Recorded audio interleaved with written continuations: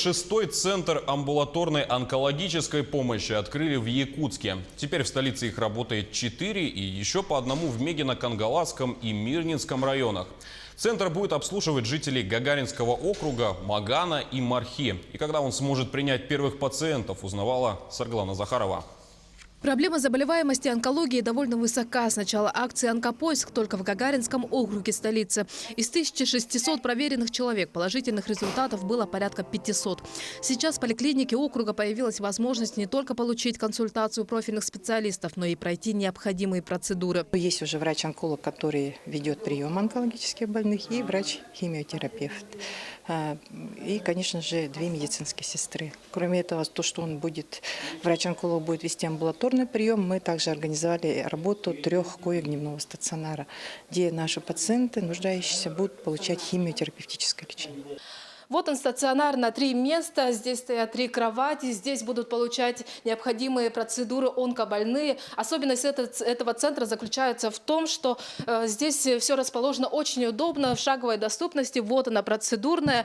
И если пойти дальше, то за моей спиной мы видим еще одну дверь, которая ведет в отделение интенсивной терапии, где стоят даже аппараты искусственной почки. Есть все необходимое для экстренных случаев в числе пациентов и даже те, кто нуждается не в лечении, а в поддержании и облегчении боли. Иными словами, паллиативной помощи. Медперсонал готов к любым ситуациям. Реанимационный набор на случай, если больному нужна оказана помощь в реанимации. Здесь входит очень много Все для того, чтобы...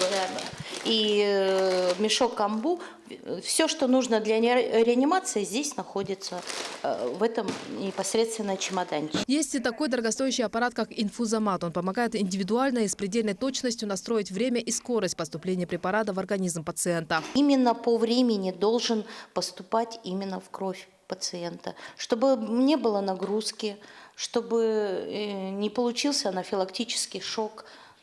Вот для этого нужны эти аппараты.